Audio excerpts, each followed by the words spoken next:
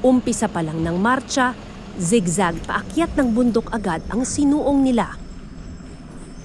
Nasa taas na tayo ng bundok ngayon, yun yung pinanggalingan natin sa baba kanina. Pero sabi nga ni Sir, mas patarik pa raw at saka madilim. So imagine niyo na lang kung gaano dati na walang kuryente. Sila nakita yung nilalakaran nila, tapos naglalakad sila ng gabi.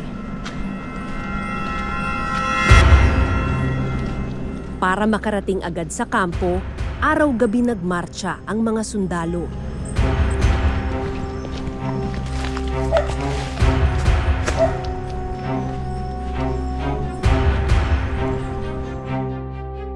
Kapag hindi na makalakad, pinapatay na lang ng mga Hapon ang mga sundalo. Binabayoneta para hindi sila makabagal sa marcha.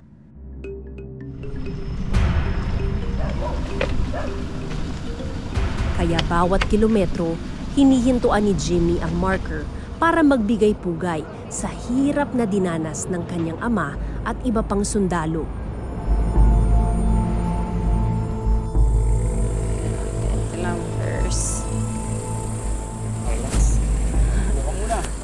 Konting pahinga muna.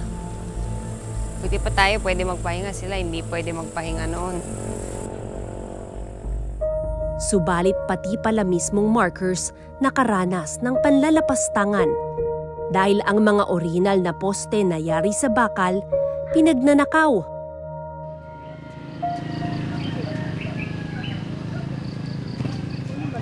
Sa may kilometer 25 sa Limay, Bataan, nakatira ang unang nagmalasakit sa mga Death March marker. Good day to you. Hi sir, I'm Av. Hello. Kabilang din ang ama niya sa mga nagmarcha, ang quartermaster na si Richard Hudson.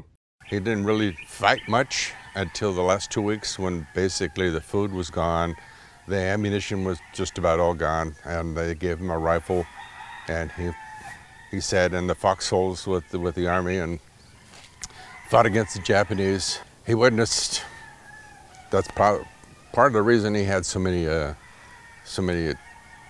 bad dreams, nightmares. He witnessed so many cruelties, especially on the Filipinos. The Japanese hated the Filipinos because they were fighting with the Americans. They hated Americans. Kalaunan, nakapag-asawa ng Pilipinas si Bob at nang bisitahin niya ang ruta ng Death March, nakita niyang marumi at sira-sira na ang mga marker. Kaya sinulatan niya ang organisasyon na nagpagawa nito.